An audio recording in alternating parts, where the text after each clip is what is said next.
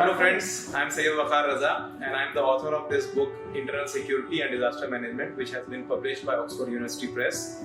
And in this video I am going to explain the salient features of the book. I will also introduce the topic of internal security to you, and I will also explain the chapters contained in the book. I will give a brief overview of each chapter in the book. So friends, as you know, this internal security is a part of paper 3 of general studies of UPSC civil service exams, and it is a very scoring topic. About 60 to 80 marks questions are asked each year from this topic, and it's a very scoring topic. If you just supplement it with current affairs part, I think you will be able to score very good marks in this topic. The book has been designed keeping the entire syllabus in mind. I have also referred to the previous year's questions while designing the book, the content of the book. And apart from the normal topics of, say, Jammu and Kashmir, development, extremism, Northeast, border security challenges, cyber security challenges, coastal security challenges, and other security forces, security agencies. Apart from these conventional topics, the book also contains some other topics like the Armed Forces Special Powers Act, Communalism, Mob Violence, India's nuclear doctrine, COVID and non-traditional security challenges, and so on. So in that respect, the book covers almost all of the internal security challenges that we face today in India. The book contains answers to all previous years' UPSC mains questions related to internal security and disaster management, and these answers have been given in the e-learning material to the book. To help the students revise the material very fast, on each page there are several keywords have been highlighted in the book, and if the student has once read the book, just by going through the keywords subsequently, he will be able to recall most of the things. And at the end of the chapter, there is also a quick revision topic which summarizes the chapter in 1 or 2 pages. I think it will be very helpful to the students while revising just before the exams. Apart from normal material, the book also covers some maps, diagrams, tables and boxes for better understanding of the students. So friends, in this chapter introduction, I'm going to define certain terms like national security, external security, internal security. And I'm also going to discuss the underlying causes why there are so many internal security challenges in India. Some of the reasons are religious, cultural and linguistic diversity of India, India's hostile neighborhood, underdevelopment in India, the slow judicial system in India, governance issues and corruption. And now friends, I will introduce the various chapters. The book is divided into 18 chapters. So chapter 1 contains or explains the linkage between development and spread of extremism. And it discusses about how development and extremism are linked, how one leads to the other. And as 3 case studies of the first chapter, we have the next 3 chapters, that is the left-wing extremism, India's Northeast and Jammu and Kashmir.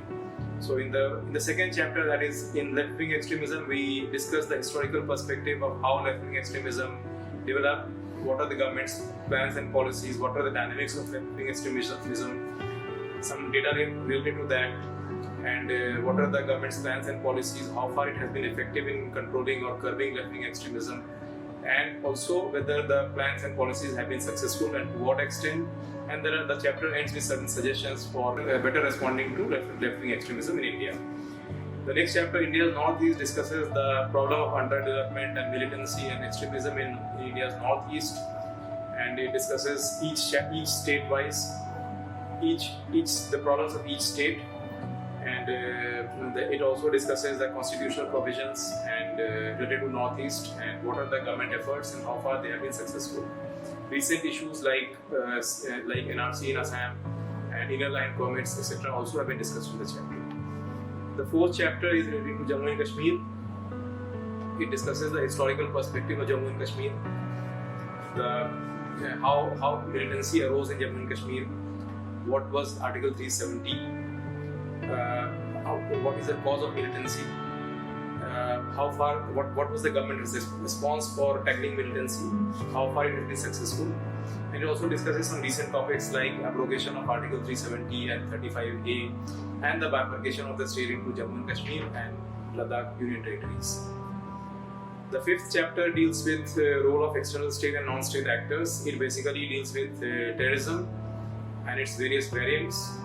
It deals with various terrorist. It explains various terrorist organizations like ISIS, Al Qaeda, and some internal terrorism in India and terror funding. It also deals with what are the government agencies, what are the government steps for curbing terrorism in India and how far they have been successful. The chapter also discusses the role of Pakistan and China in creating internal security challenges for India. The sixth chapter relates to challenges from media and social media. Friends, you know, these days media and social media have become extremely important, and the problem of fake news and hate videos and hate speeches have thrown up newer challenges to India's internal security. This chapter deals with all of these and suggests some ways to better respond to these challenges. The seventh chapter, friends, deals with cybersecurity challenges. Friends, you know, India's cybersecurity challenges or India's cyber infrastructure is very critical for its economic growth, and any attack on the critical infrastructure of India will be detrimental to its stability, to the stability of the economic infrastructure, as well as to its overall security. So this chapter deals with all these threats. It also deals with various forms of cybercrime. It also deals with newer challenges like cryptocurrency, the regulation of cryptocurrency in India, IoT, artificial intelligence, and the challenges posed by it, and so on. The next chapter, friends, is about money laundering. This chapter deals with money laundering and its various forms, causes, consequences, and what are the international and national frameworks to control money laundering. The ninth chapter, friends, is about security challenges in border areas. Friends, India has a border of land border of about 15,000 kilometers, comprising of Pakistan, Afghanistan, China, Nepal, Bangladesh, Bhutan, Myanmar, and each of these borders have their specific set of challenges. So this chapter deals with each of these borders and discusses those challenges in their specific context. And the chapter also suggests certain various ways to address these challenges. What are the government measures? What are the government initiatives? How far these have been successful, and what more needs to be done? The 10th chapter, friend, is about coastal security and airspace security challenges.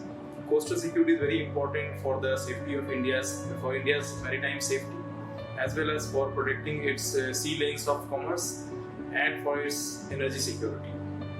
So this chapter deals with the three-tier coastal security architecture of India.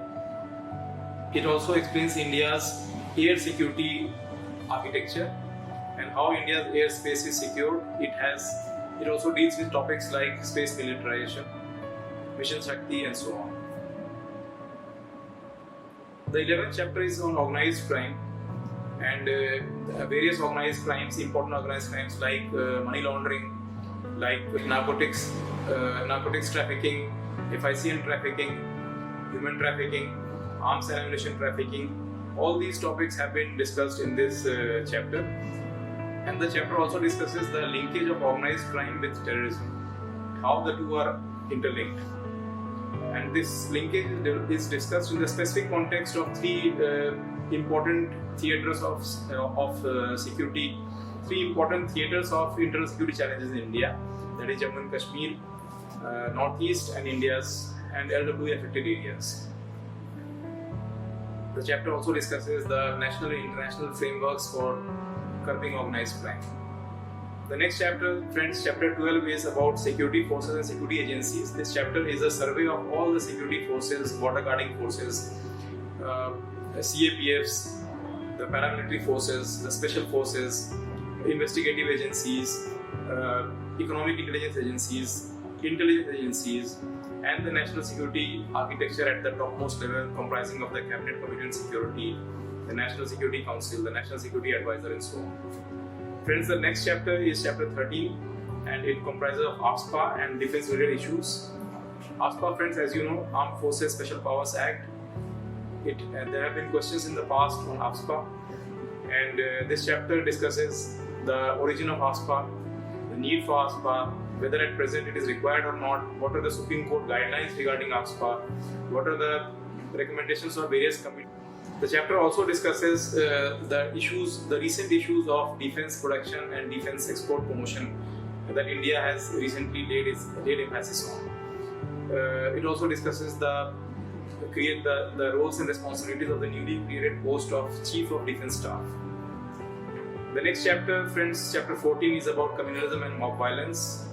This issue has been an important. There have been questions asked in the past. So this chapter deals with the rise of communalism, the factors responsible, and what are the ways and means to control it and curb it, and what are the recent Supreme Court guidelines regarding control of communalism and mob violence. Friends, the 15th chapter is about India's nuclear security, and this chapter deals with the rationale and the components of India's nuclear security, India's no first use nuclear policy, and whether it's applicable at present or not, whether it's relevant for the present or not. And it also discusses questions like how should India respond if faced with the challenge of tactical nuclear weapons. And the chapter also contains a discussion on the Indo-US civil nuclear deal. Friends, the 16th chapter is on COVID-19 and non-traditional security challenges. COVID-19, as you know, the global pandemic has been one of the greatest security challenges that the world faces today. And this chapter discusses COVID-19, the government's response, how far it has been successful, and some other security challenges such as food security, water security, and security of climate security, and energy security. These four, though not directly related to internal security, but they have a strong bearing on the overall security of a nation. And therefore, these are called non-traditional security challenges. Friends, the book has 2 chapters on disaster management. Chapter 17, that is the first part of disaster management. It deals with, it defines the concepts of hazard, vulnerability, exposure, disaster risk, disaster risk reduction, and it deals with various kinds of disasters in India that India faces. For example, floods, tsunami, drought, pest attacks, and biological disasters, and so on. And it also prescribes it also gives the causes of it, and it gives the distribution of each of these disasters where it happens in India. And it also discusses on the mitigation and prevention strategies for each of these disasters. Friends, every year there has been at least 1 or 2 questions at the minimum on disaster management. So by reading this chapter, I'm sure you will be able to answer all of these questions on disaster management. The second chapter of disaster management, friends, chapter 18, and the last chapter of the book is regarding disaster management part 2. And in this chapter, we discuss the national and the international framework for dealing with disaster management. It contains a discussion on the National Disaster Management Act, the National Policy on Disaster Management, the National Disaster Management Plan, and the National Disaster Management Authority, the State Disaster Management Authorities, the District Disaster Management Authorities, the disaster management at the local level, and also it contains a discussion on National Disaster Response Force, and so on.